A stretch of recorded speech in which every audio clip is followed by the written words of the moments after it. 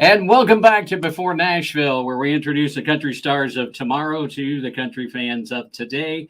And tonight is it's a young lady joining me. She's got a very unique sound. I've been listening to her music and a very unique sound, and I just absolutely love her sound. It is so great.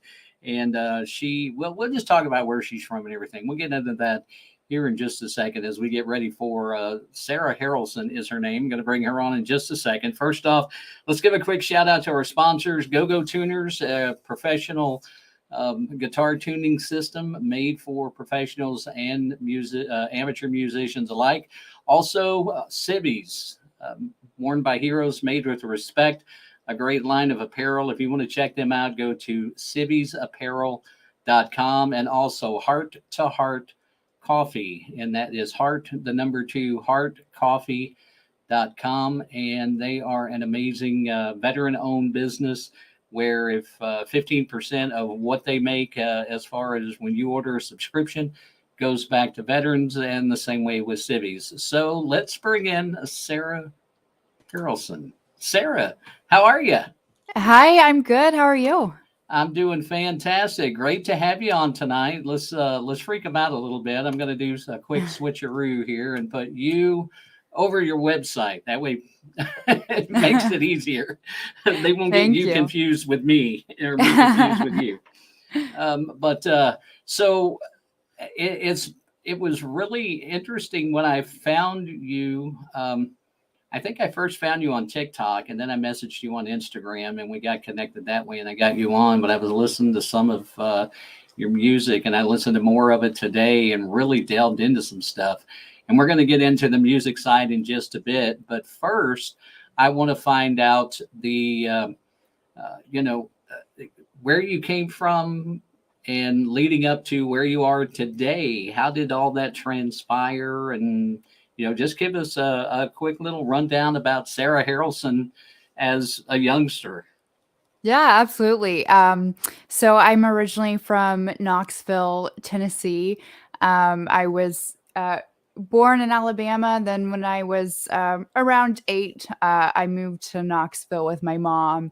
And around the age of 10 is when I started doing songwriting, just kind of like as a therapy as a young child. And then around age 14, I took piano lessons and got more seriously into music and songwriting.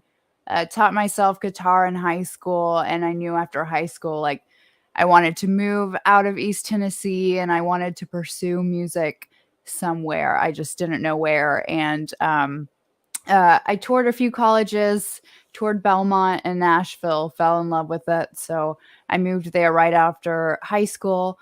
I did the music business program at Belmont, and I've been in Nashville since. So I've been in Nashville a little over 8 years now. After I graduated from Belmont, I needed to make a living on top of, pursuing my own music and doing songwriting. So I worked on the business side of the music industry, which was great because I learned, a lot about the business Yeah. side of what goes into being an artist, and worked with a couple different producers since being in town. And past few years has just been a great way to really, craft who I want to be as an artist and a writer. So still just doing the daily grind in Nashville and making music, and I wouldn't want to be anywhere else. And I remember reading in your bio because one of the things that really got you to the point of chasing your musical dream was your major musical influence, which was your granddad. Yes, my granddad, he lived in Knoxville too, and he loved playing bluegrass music. He played the accordion, and yeah, he was definitely someone who inspired me to do music because I was constantly around him while he was playing music. And so he was definitely someone who always encouraged me to pursue my dreams and music. And I got his accordion when he passed away. And that's when I kind of knew that I needed to keep going with my dream of music and fulfilling that dream for him. That's cool because, like I said, you said in your bio that he was your main influence in your music. I mean, always singing around the house and always some kind of music going on and stuff. And Hmm. I always thought that was really cool to have that kind of an introduction to music and a connection to music at the same time. Right. And I think he's also kind of the reason why I always like to have a touch of folk or a little, reference to bluegrass or folk in my music, even though mine's a little bit more modern than what he would play, but it is Right. kind of like a touch to him. Right. So when you got into after you get out of high school, you move to Nashville, you go to Belmont, and you get into the music business program, and you said you kind of worked that side for a little bit. What were you doing during that time? Because I mean, we all know that once you get out and you become a musician, you get rich overnight. So why do anything else?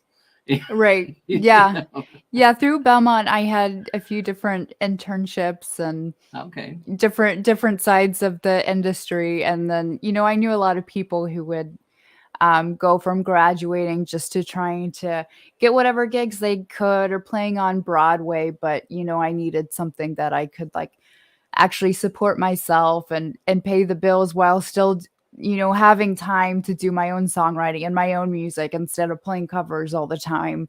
Um, Right.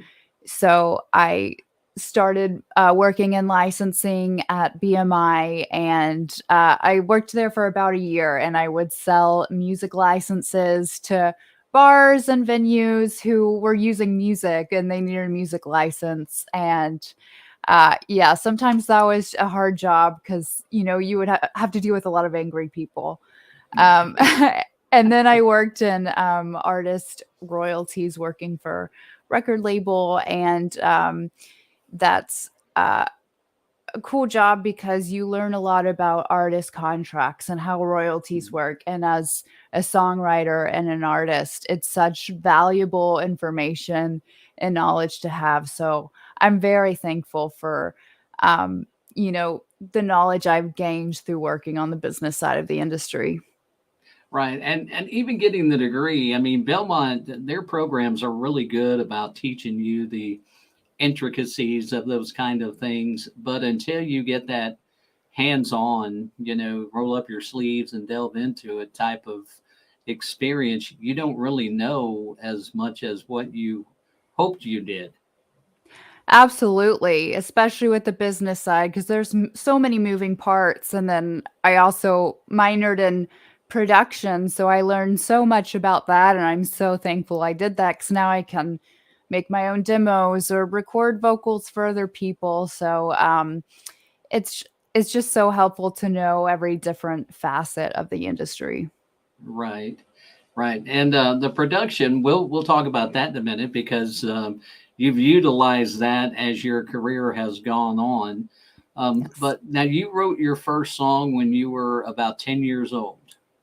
Yes. Yeah, I think it was about 10 when I wrote my first one.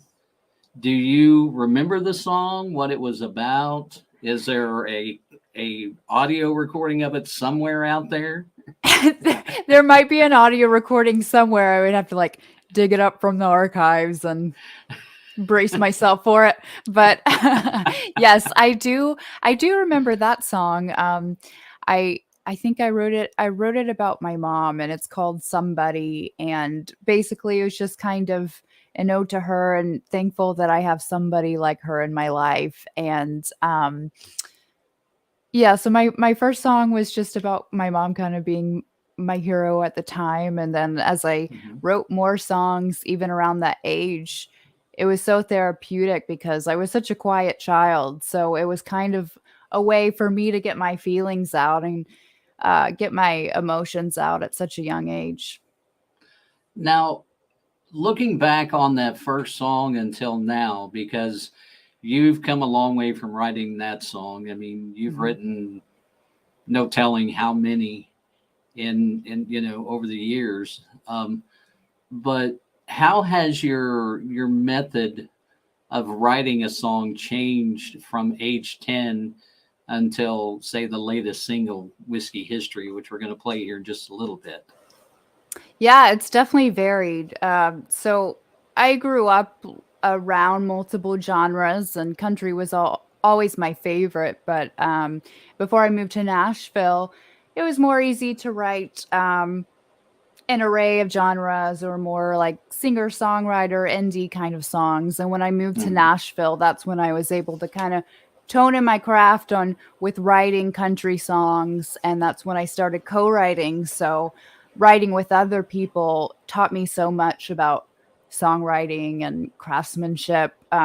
So I learned a lot just by doing that move. But yeah, I feel like even as you grow older, there's so much more inspiration that draws to you for writing songs and just different experiences that you go through that makes it easier to write songs and write more mature emotions in your songs. So I'm definitely at a level now where my songs are uh, a lot more mature from even 5 years ago, and I Mhm. just have more to write about, and I feel like I can experiment more now too, now that I've, gone through the process of writing with a lot of other people, and even just writing a number of songs to get to where I am now.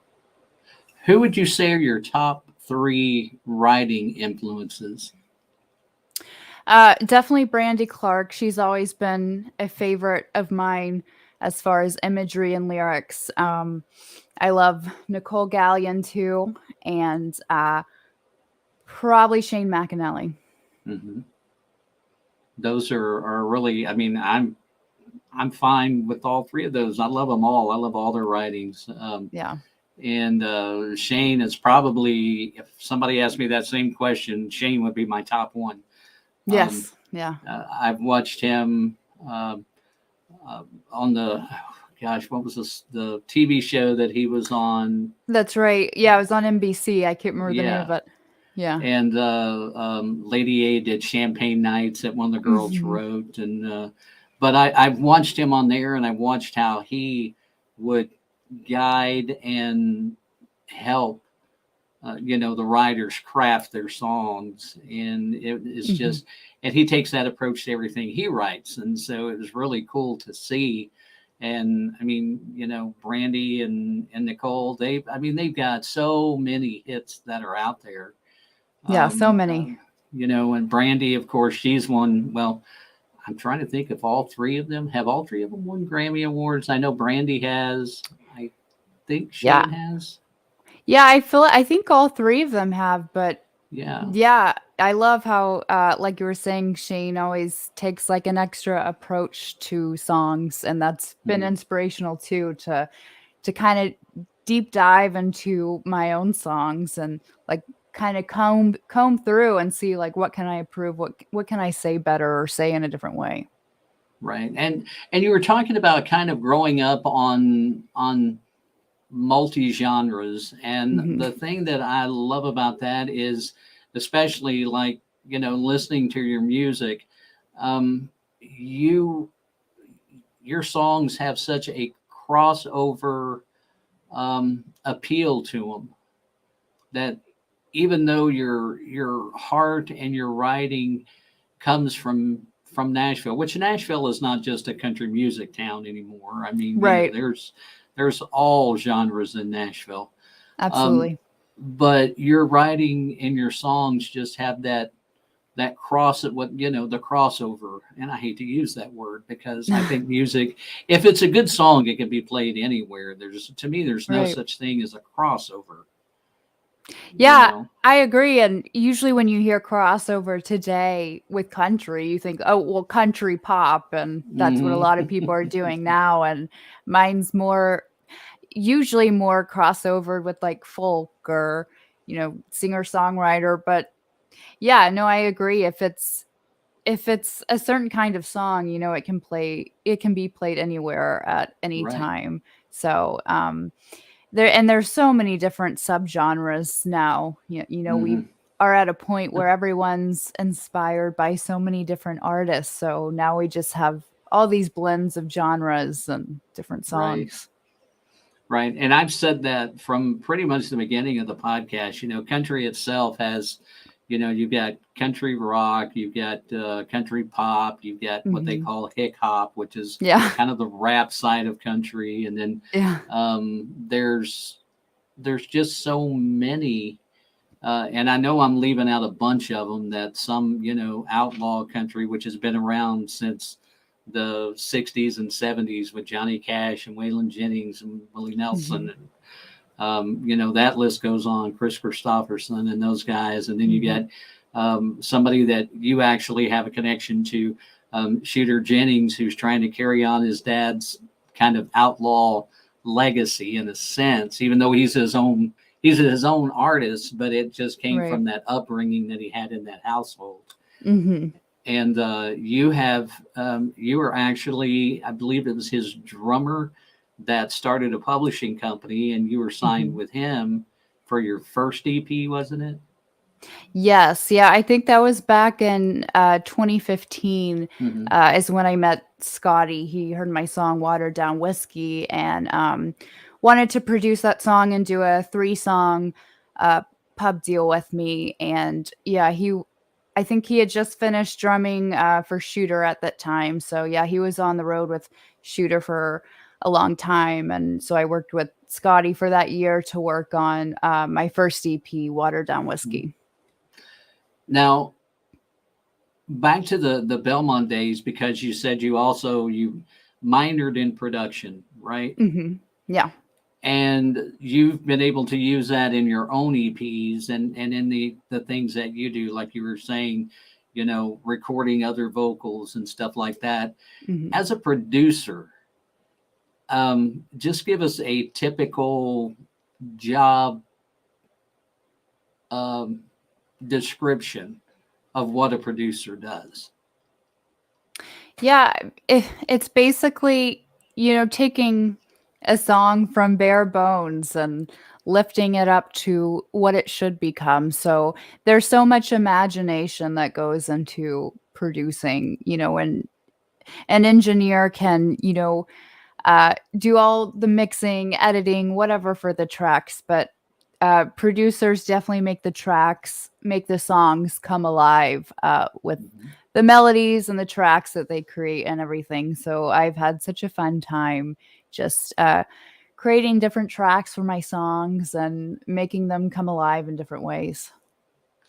Now, on Whiskey History, did you do a lot of the production on that yourself? A lot of the producing on that? So I worked with a guy in town named Johnny Therian, and he did all the producing on that. But I told him the vision that I wanted for it. Usually with songs that I release, I usually like to have someone else produce it for me, just because I like a different set of ears on my own stuff that I'm gonna Right. release if it's not a demo. But yeah, when I work with other producers, I always say this is kind of my vision, or give them some reference tracks of what I kind what I kind of want the song to be similar to in terms of production. And he did a great job with the steel guitar and the pedal Mhm. steel on it, which is exactly what I wanted on the song. I was catching that on the way, when I was on my way in tonight before the show, um, and listening to that. And I'm a sucker for a good steel guitar. Me I too. mean, I got to be honest. And I could hear it in there, but I'm like, okay, I was back and forth. I'm like, okay, are they taking a?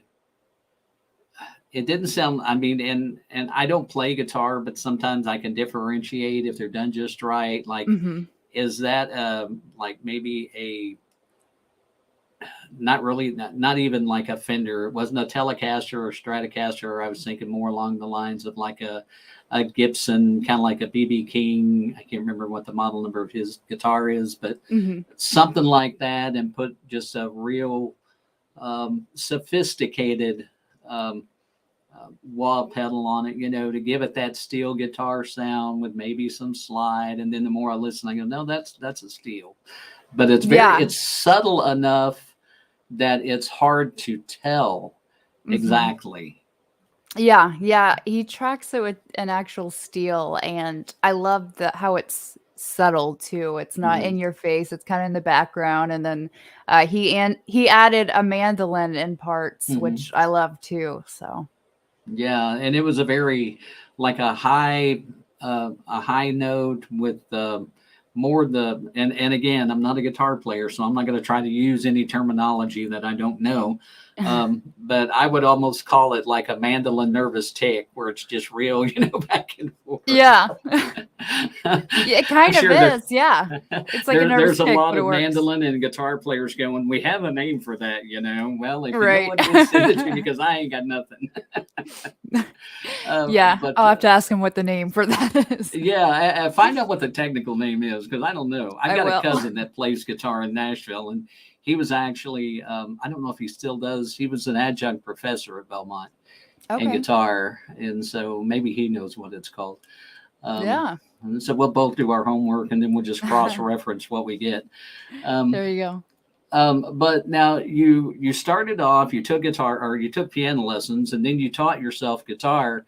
Do you Mhm. play the guitar on your own songs, or do you leave that up to the studio musicians, or your I know your producers are very musically inclined from what I'm what you're saying and stuff. Do you leave that up to them, or do you take an opportunity to play guitar on your tracks? Yeah, I usually like for other people, sometimes I'll do acoustic vocal demos for them or demos for myself, but on my own recordings that I'm releasing, I really like to let, a guitar player do work on that because even with just a rhythm acoustic, usually they can add like little sparkles here and there in the recordings that I wouldn't have thought to add myself. And that's what I love about having other musicians play on my recordings that I'm going to release is usually they can add in stuff that I wouldn't think of adding in myself. Absolutely. And and that's kind of the thing that I mean, I'm not saying that that's you know a bad thing. I think if you Mhm. have the talent and you can do it, then showcase it a little bit. Um, Right. because I mean, you also and I noticed that you will do like custom stuff for some people. Mhm. Um, and I'm guessing that you do the vocals and maybe some guitar work on that stuff as well. Mhm. Um, and I again, that's just something that I really like. I think that's so cool. I may have to check into your price list and redo some things on the podcast and have you record an intro for me and Yeah. like a vocal intro as opposed to just the audio with the music. With the music my cousin actually wrote, so I mean it's not like it's a big deal there. Um, but when when you were when you were growing up, and even though you kind of had your sights set on doing music, did you ever feel like that there would come a day, like before you got to be a senior in high school, did you ever feel like there would come a day where you said, yeah, eventually I do want to move to Nashville, or I do want to go to school and follow my dream of becoming an artist? Yeah, I mean, getting near the end of high school and I was thinking about, okay, what's next? I knew like music was my main passion and I didn't really know what else to do besides that. And at the time it kind of felt like, well, I had to go to college, but I didn't know like what to do with that. So I knew I had to do a music program somewhere. And once I visited Nashville, visited the Belmont campus, I'm like, I can't be anywhere else. Like, if I'm going to pursue music, I want to, get better here. I want to learn more here. But what that looked like for me at the time is I knew I just wanted to write songs for myself and songs for other people and sing for other people. I didn't really know the ins and outs of the industry or that there were Mhm. different parts of it or that you could just write songs for other artists. So I definitely had this big dream of doing music, but I didn't know like how I was going to get there or how that was going to happen. So, Right. Um, so as you're going through and you get out of Belmont and you've gone through, first off, I think it's amazing with the internships that you've done, because a lot of people don't understand. I think I have a cat crawling around my feet down here. Yeah, my boy cat. He'll be up here in the picture in a minute. yeah, I Um, saw him come in. he now there he goes. He's behind me now. But as I don't think a lot of people get, you know, the whole grasp of, like we said earlier, what goes into the business side or the production side. And you working with BMI, and then later working with the licensing and of BMI, and then just the internships that you've had, they give you so much more insight. Have you and I know it's prepared you for where you are now. I started to ask that question, but I'm like, yeah, it's got to prepare you for your business, because I mean, face it, becoming a musician is a business. Right. Um, Absolutely. you have to pretty much have like that music business degree. It would be great if every artist could do that. Hmm. Some, it's probably not at the forefront of their mind, but Right. it's got to be treated as a business. Yeah, Um, if you're an artist, that is your business, and a lot of mhm, people, especially creatives, have the mindset of, well, I just want to be creative. I don't want to do anything business related.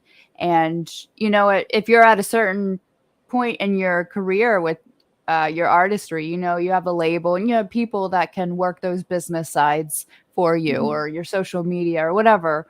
But as an independent artist, unless you have unlimited funds, it's hard to have, people helping you with that. So you usually have to do it yourself and run your own right, business if you want to be an artist. So, yeah, especially nowadays, as an artist, as a creative, you have to wear multiple hats, and you need to right, know more about the business side, and um, have that mindset too. right. And let's just look at this for a second, because like I said, I found you on social media. Hmm. Um, from, say, the time you got out of high school Hmm. until you graduated Belmont, and even over the last couple of years and stuff, where you've been in the the business, and you've seen the ins and outs and that kind of stuff, how much of a change have you seen with social media, and where it plays a part in a artist um, in an artist's career? Oh, it's changed so much even since I've graduated Belmont. So I started there in 2013, and that's when Spotify and streaming started. So it was kind of wild, like going into college where streaming was this new thing and we didn't really know the future of it. And then everyone was using it by the time I graduated. And now it's just the norm. And I talked to this girl who's currently going to Belmont a few months ago, and now they have majors at Belmont that's solely around social media management and social media in general, which is crazy because we didn't even have that just a few years ago when I was at Right, Belmont. And social media streaming, it truly is like major factors for how an artist does now. And 2017, like, okay, it was still important, but not as important as it is today. Like the numbers uh, make up so much now, and they mean so much now. oh yeah, I mean, it's kind of like used to, when an artist was discovered in Nashville, they were handing out tapes, or you would have Yeah. an A&R person catch them at a writer's round, or at a show or something like that, and then they would Hmm. start conversing, and then they would take it to their higher ups, and it just kind of expanded from there. now they don't even have to leave the comfort of the office. I mean, they just Right. bring it up on their computer, and just like, I mean, that's 90% of all the artists I bring on the podcast, I have found on social media. Right. It's just because I mean, that's the norm, Yeah. you And know. less than 10 years ago, I would make CDs for my EPs, or I could, Mhm. pitch CDs to publishers. Now it's all online, and you don't even have to meet them face to face to pitch a song to them, which is crazy. And then I'm lucky if I can even sell a CD at a show now. Right. Right. I was I work in radio during the day, and I was Hmm. listening. Luke Combs has a new song doing this, and he's got a line Hmm. in there talking about burning CDs to sell at a show, Yeah. and I'm like, nobody does that anymore. Yeah, I know. It's definitely you something of know? the past. Yeah, and so I mean, it's just come so far in such a little time. Actually, I mean, when Hmm. you think about Nashville from like I said, the Johnny Cash and Waylon Jennings and Willie Nelson days Hmm. up until now, it is, there's nobody walking. You don't see anybody walking up and down Music Row with a Right. bag that's full of CDs or anything now. I You know. know. And when I interned for NSAI, which was probably around 2015, people are still using CDs. So people, when people would go into the labels or publishing houses, whatever, and they would try Mhm. to pitch their songs, they would send them all to NSAI to pitch their songs to us. And they would even hand in CDs then, and people would walk down and Music Row in 2015 with their CDs, and Mhm. yeah, 5 years later, not a thing anymore. Yeah, yeah. I mean, everything you get now. I mean, quite honestly, I'm from the vinyl era. Hmm. I grew up when I first got into radio. We were playing vinyl, 45s and LPs and stuff, and I've seen the progression of radio from that to CDs to digital, you Hmm. know, uh, like it is now. And it's just unbelievable to think, just that short 20. I mean, I've been in the industry for a long time, but that just like the last 25 years, how it's changed so much. Right. And so there's no need for CDs. Now they can pop open their Spotify, Hmm. or they can, say they hear about an artist, they can search them on Spotify or Hmm. search them on TikTok, which, attention spans are shorter now than what they used to be. So, Right. people want that 15-second quick shot of what you can do. So artists keep that in mind, you know? Yeah. um, Yeah, and speaking of that, it's crazy because coming to town, I was writing, 3-minute 30 songs, and now it feels like we have to write 2-minute 30 songs yeah. for radio. So it's Yeah, crazy. like today I played. It was Sugarland. I think it was Settling. It's like 4 minutes, and I'm Yeah, going. it's That's too long. yeah. You don't hear about those anymore. That's almost Right. like classic rock and Inagata Right. Vida. It Yeah. feels like it's 12 minutes long, Like Stairway and to it's just Heaven. crazy. But now your new song, Whiskey History. I want to play that real quick Okay. and give people a little taste of what it is and what it's about, because it's an extremely good song, and we'll talk about it when we come back to kind of get like the backstory and things like that on it, because I Yeah. think it's a great song. So we're gonna do that. We're gonna play Whiskey History, and this is Sarah Harralson on Before Nashville. So just sit back and listen and enjoy.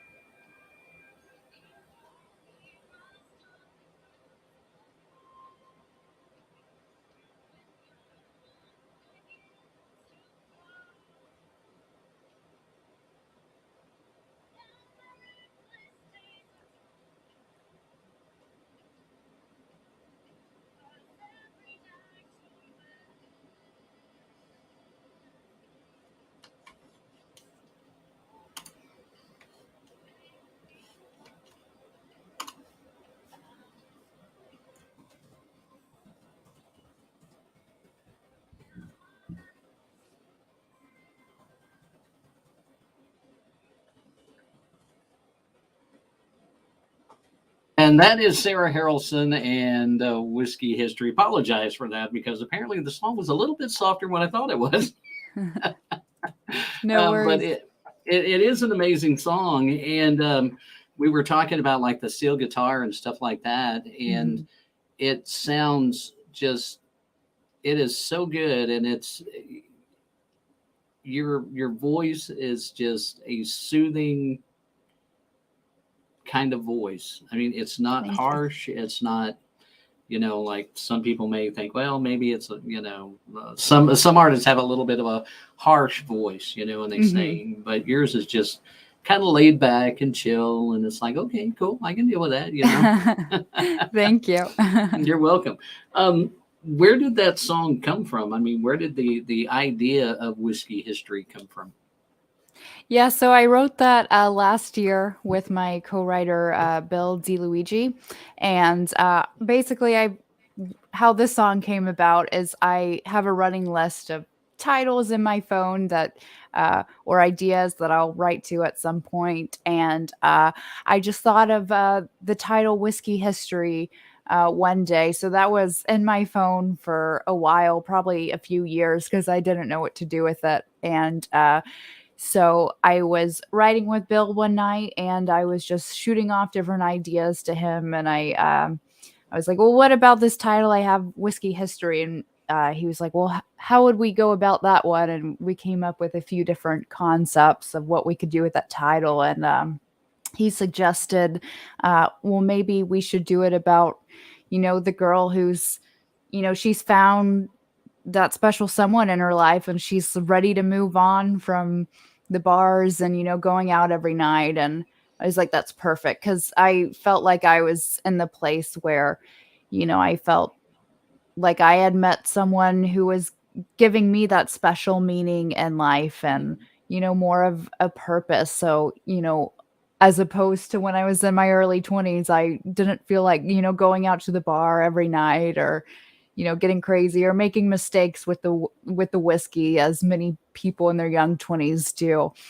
So I definitely wanted to go with that concept of, well, this girl is just done with the headaches of drinking too much whiskey and making mistakes and regret, and she's found this special someone who gives her more purpose to be home and just have more meaning in life. And it's something I can relate to. I think a lot of women can relate to that, maybe around my age or older, whatever stage of life they're in. So Mhm. it's definitely more of a sweet romantic song. It is. I mean, it's a very, like I said, very well written. I know Bill, as a matter of fact, when you mentioned his name, I didn't realize he was a co-writer on that song, and I'm Oh, like, really? Wow. yeah, I know Bill, and love his writing. I mean, he's written Hmm. some really good songs and Yeah. has worked with a artist friend of ours from Nashville. Okay. And matter of fact, I guess it was about 2 years ago when we were down there, we saw Bill. But I've talked Nice. to him a couple of times, but uh, haven't seen him because we haven't been back to Nashville since dear old Hmm. COVID reared its ugly head. And Right. so, hoping we'll be back down there in about a month. So Nice. I'm hoping that works out. We'll be down there for about a whole week. Um, Awesome. so, so we're excited, and I love just your outlook, like writing that song and your outlook in general. Just even though we haven't really delved into a lot of your what's your philosophy on life and things like that, it just comes across that it is just you're just like the song, like I said, just kind of laid back and you don't strike me as the kind of person that a whole lot's going to get you upset very Yeah. quick. But also, people like that are the ones that you have to watch out for when you do tick them off. Right. so, um, so if you could look back now to when you first moved to Nashville Hmm. and give yourself one piece of advice, what would you tell Sarah in 2015?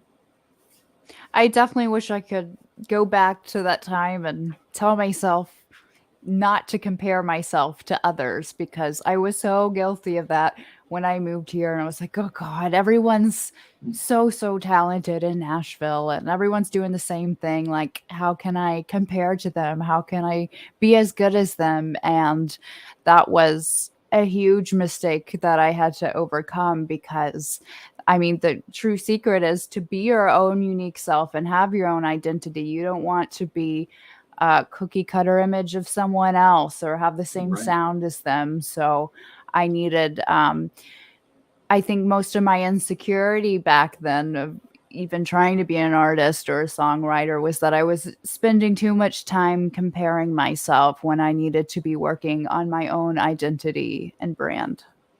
Right. Now, I'm going to ask you a question, and if you feel like it's too political, you can tell me.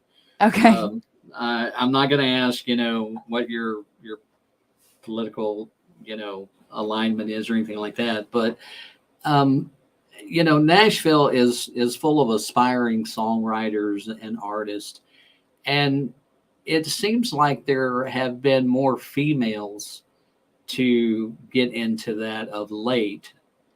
Um, Hmm. but at the same time, it seems like that there's still not a major acceptance of the Hmm. females. Yeah. What do you have a opinion on why that is?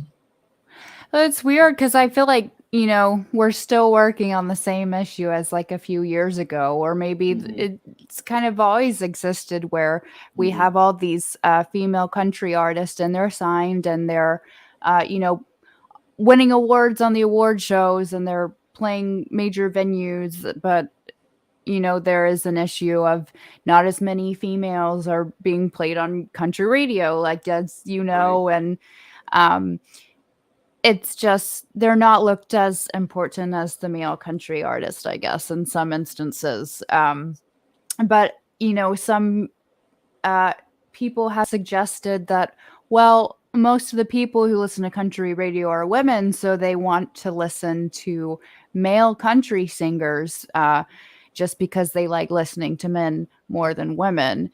And so that's an excuse that some people have been trying to make. So I think as far as radio, we do need to get better as making it more equal with female and male country artists, because there are more than just women listening into country radio. And Right.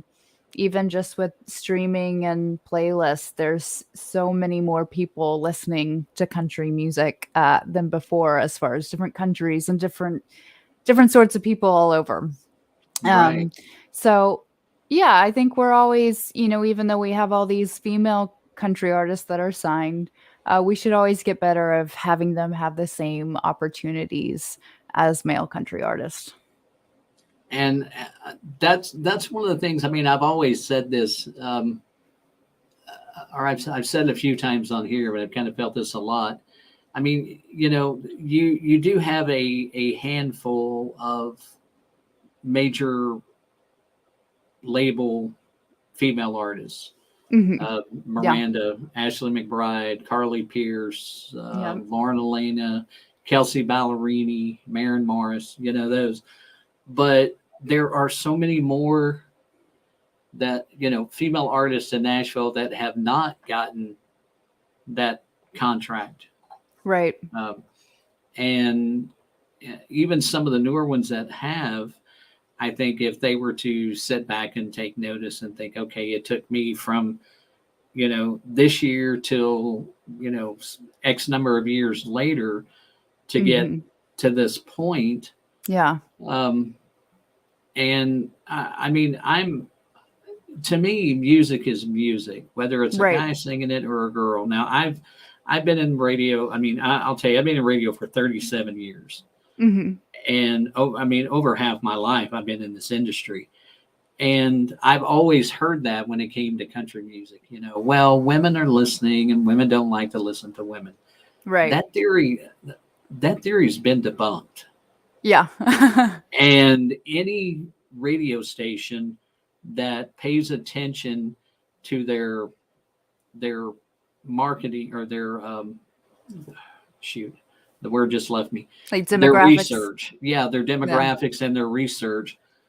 They will. I mean, women are loyal. Now, don't get me wrong, women are loyal, Yeah. but the thing about women when it comes to radio is they're loyal to their station. Guys, when it comes to Hmm. radio, we're button pushers. You Right. know, something comes on we don't like, we're punching to the next station. Hmm. Um, um, Women, they will stay with that and not even think twice about it. It doesn't matter. I mean, it's not a jealousy issue. Hmm. That's something that people say. Well, women don't like to hear women because no, it's not a jealousy issue. Because the thing is, the women that listen, they can't be jealous of these women unless it's because of where they're at in their life, and you're just not happy with where you are in yours, and that's not jealousy. That's just being childish in my book. Right. Um, so I do think that not only does the industry as a whole, talking about from from sorry, my other buddy just came in. You must have heard her sneak in the back door too. Um, from Music Row to the radio towers across America, everybody just needs to open up, because there's a lot of great female artists out there that are not Mhm. getting heard. Right. I think we're improving in a sense where image doesn't matter as much as it did before. We have people that aren't maybe the cookie cutter image of country anymore, like Ashley McBride or Mickey Guyton. They're making Mhm. their way, which I think it's great. Like even Luke Combs, like he's not what you would think of a male country artist, maybe like in the Right. 90s. So I think we're definitely doing better as far as image, and it is becoming more about the sound. Um, Right. but yeah, I feel like for even females that to get signs, it takes them so long to get a song, breakthrough on the charts. Like Carly Pierce, she didn't Mhm. get a number one till she was in her 30s and is just now headlining shows. So Right. it definitely is a longer timeline for females still.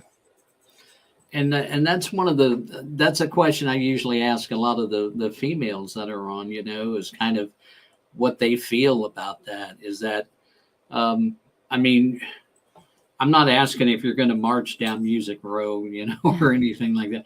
If you do, more power to you, because I mean, I'll be honest with you, I would be right there in the midst of it, because I think that women need to be heard. I think they need to Hmm. be um they need to have those opportunities, Right.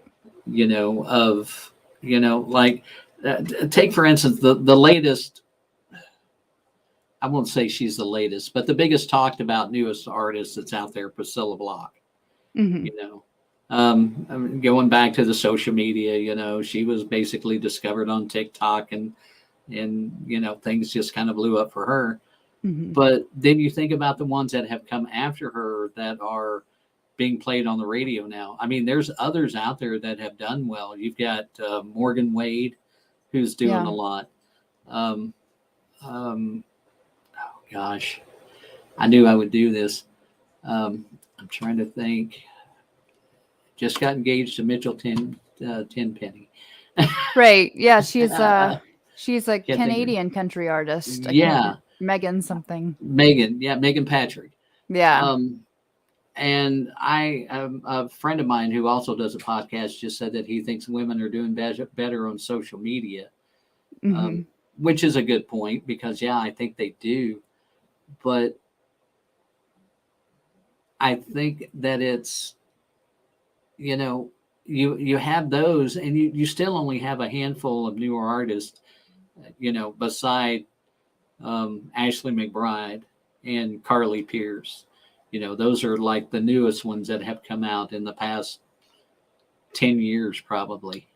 Right. And Um, even Mickey, like she has been yeah, signed since 2011. So uh I think people in Nashville knew about her, but it wasn't at she wasn't at the forefront of everyone's minds until now.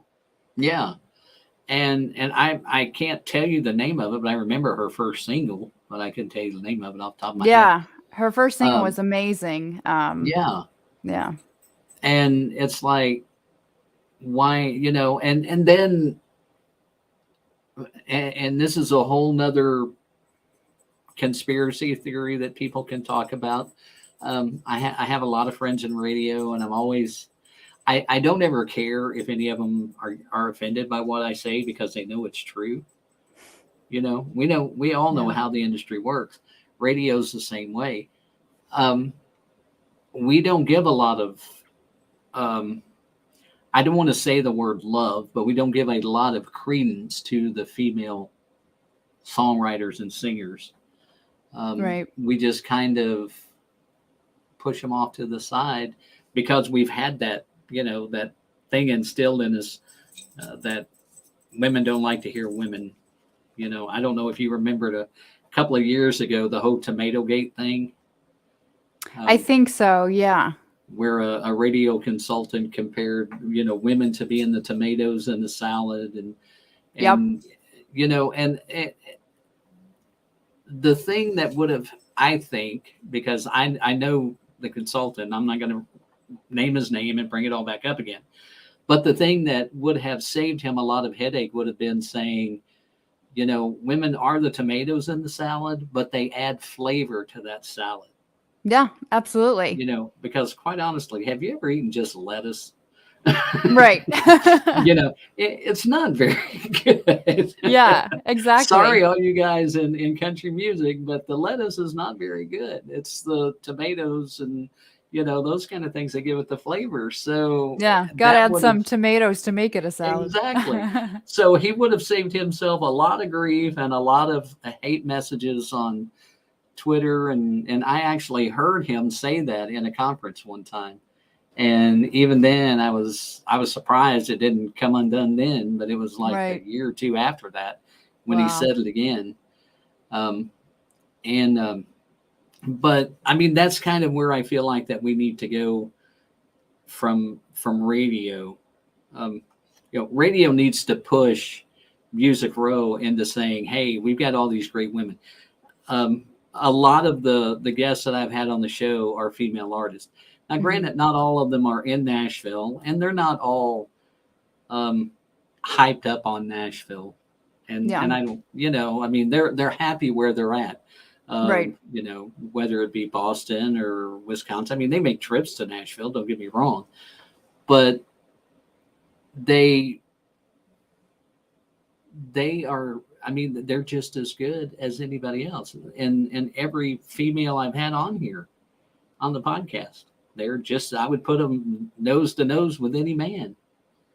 And quite Right. honestly, I think most of them would come out, if it was strictly a fight based on points, the women would come out ahead. How's Yeah. that? Yeah, and women usually, especially now, are better at social media or Hmm. TikTok, doing the videos, whatever, and you can gain a lot of exposure just from TikTok, like Priscilla did now. But Hmm. ultimately, it is up to the record labels to pick you up or give you that ultimate exposure or Right. make you be heard by the radio stations. Right. I mean, we had a friend that had a 1 year contract to a major label, Hmm. and they secured this contract through a nationwide contest. But I mean, you think about it, a 1 year contract with a label is not very much. It's Um, not. and they agreed to certain terms, and they were okay with the terms that they agreed to, and that's fine and fantastic. Um, but there was a group of guys that won the same thing the year before. They got a little bit more exposure Hmm. and got a little bit more notoriety out of it than what our friend did. And I just and it was she's a female, and so I just feel like that it still kind of bled over to that, you know. Yeah, yeah, and a 1 year contract. That's when an artist is that's how long it takes for an artist to be, developed by a label Hmm. and to get those songs that the label's going to release. So usually they're just hoping to get a few songs out of that 1 year contract and then Right, shelve them. But, and hopefully that's not the case with some artists, but there's always that major risk. right. And now we've we've kind of politicized that part of it. Yeah. But I just think the bottom line, it just goes down to there. I think that radio and Music Row are both missing out on a very big asset that country music has to offer, I because agree. you're, And you know, go ahead. yeah. And hopefully with, labels, Music Row, the charts, whatever, hopefully one day, like, it'll be a little bit less about the money and more about the music, which is what we Right, always hope. right. That's the fantasy we have anyway. Yeah. So, a couple of quick questions that I like to ask. First off, um, what is being a writer? What is the one song that you just go, dang, why did I not write that song? Um, when I think of that question, I always think of The Dance by Garth Brooks, which was Mhm. written by Tony Arata. And Mhm. it's amazing because only one writer wrote that song. And it's just one of those songs that, God, I can't believe one person wrote this. And I can't believe one person thought about this because it Right. just those simple lines, it just melts your heart. Oh yeah. Yeah. I mean, it's the, and I've had a lot of artists say that Yeah. particular song, which there's a lot of people out there that, you know, wish they had written that song, which is Yeah. great. Um, and now, if you could have a meal with one artist that's no longer with us, that has passed, and had a conversation with them, who would it be, and what would your conversation be about? It would be Johnny Cash, 100%. Um, and he's always inspired me in the sense where he's just, he was always so authentic with his music. And even during the times, he would say things that were risky but he didn't care. And uh, he was bold and out of the ordinary. So I would definitely want to know like what inspired him to be so authentic with his music and what made him want to go against the grain because that's something I admire in my music too. Right.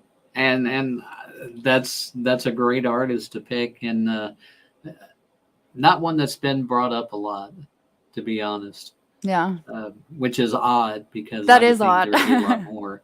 Yeah. Um, Now you just got picked up. You're going out on a major arena tour. You're headlining. You know, 70, 100,000 people every night. You get to handpick the two openers that are going to open your shows for you. Who are those two openers going to be? I feel like I think it's great when artists that people don't really know as much about get picked up on major arena tours. So I love that, and I would love to pick up people who are great in Nashville that people don't really know as much about. Right. Um, so it might be artists along those lines, maybe even some people I know, but yeah, I'm trying to think of ones right now that are kind of in the as openers too. Especially female artists. I would love them to be more female artists just getting their Mhm. foot in the door in Nashville. Um, like Megan Patrick or Lindsay Eller, someone like that Right. who's really good but underestimated. Right. Right. And the cool thing about that, because you talk about, people that aren't really known in Nashville, Hmm. um, we actually have a couple of friends that just got picked up to go out on tour with Tim McGraw. Really? And he just signed to Show Dog Records not long ago, which is Toby Keith's label. Mhm. And she has yet to be signed by a label. I think she had That's a great. major deal under a top 40 type act, and then she left that. And so, I mean, it's just really cool that Tim has invited them on this tour, and it's going to be exciting to see um, how that goes for them, and Yeah, and that's amazing, especially before they're even signed, because yeah, now she will most likely get a deal. But yeah, you usually yeah, don't see artists that are unsigned going into an arena tour. So that's right. awesome. And those, they were both TikTok blow ups. So I mean, Yeah. that's There you that go. just goes to prove it. Artists, if you're an artist, you're listening, work that TikTok, Yeah. work your social media. So I was looking earlier on your website, and I was looking at shows, and I'm hoping that this, well, where am I at here? I've lost here it is. Um, February 18th. Is that a correct date that's on there? Yes. Yeah, I have Okay. a show coming up in Nashville at the Sutler on February 18th. Mhm. I haven't released details about it yet. That's to be announced. Okay. So I'll definitely be playing Whiskey History and some other songs, but it's going to be full band, and I'm releasing more details on it later this month. What Okay. the whole show is kind of going to be about. Okay. Now, are you booking more shows beside that one, and that's the only one you have up, or are you kind of waiting to see the climate of the world, so to speak, and what's going to Yeah, happen? Or I have some other acoustic shows I just booked for the year. Some are already up on my Facebook page, and okay, they're going to be up on my website soon. So, yes, I have other acoustic shows booked for this year, and there will be more added too. okay. And I apologize, I didn't think to look at Facebook. I hate to say that. Oh, no Um, worries. Usually I have it up on my website by now, but that will be added this week. So, okay. And so, if they want to find you, the easiest thing to do is to go to the website, and they can follow your social media there, correct? yes, all my socials, and then I have links to my music and Spotify, YouTube, everything. And then there's also some press, some stories that where you've been interviewed in the past by different. There was one quote that I saw on one of them, and I don't remember what it was, and I meant to write it down, and I didn't, but I thought it was a really good quote, and I probably cannot find it now because you have a ton of articles. I I mean, do, yeah. I've had like a lot of press the past couple of yeah, years. I was looking at that and I'm like, holy cow, there is a lot of, I mean, just, and I didn't even get through all of them. Now I really feel bad. Oh no, it's a lot to shuffle through. Yeah, I think I got through maybe a third or half. Maybe it was half. Yeah, it's probably about half because it was talking about Frosty, which is the Christmas song, kind of Yes, yeah, kind of, yes. holiday song you wrote. Yeah. And that was one of the things I was going to bring up was on the way Hmm. home. I was listening to listen to your Spotify and the Silent Night, the version of Silent Night. Hmm. Girl, you just nailed that one. The way, I Thank mean, you. it's kind of a blues meets a little bit of jazz, like Yes. a John Mayer meets BB King, um, type of thing. I mean, kind of a lighter pop guitar sound, and John Mayer's kind of Yeah, like my go-to when I compare anybody when it comes to thank a you. pop guitar sound. But uh, who played the guitar on that? So my friend Scott Reeves played guitar on that. Okay. He is a wonderful jazz blues guitarist in Nashville, and I came up with that version of Silent Night myself, like probably a year before I decided to record it, Mhm. because I just came up in my head like this alternate version of Silent Night that was more jazzy and more uplifting, and instead of how it usually is.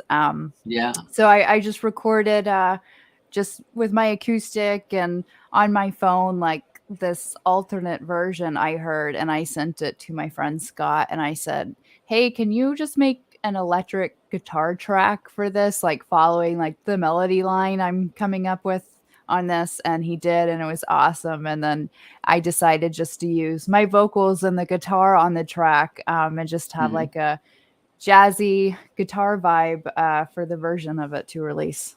Oh yeah, and it sounds amazing. I mean, the vocal chops you have in there. Some of the and I'm not a singer and I'm not a musician at all. I'm kind of a closet drummer, that kind of thing, because they're Yeah. so easy to play. Drums are not, you keep a basic beat, you pretty much can get a job. Um, Right.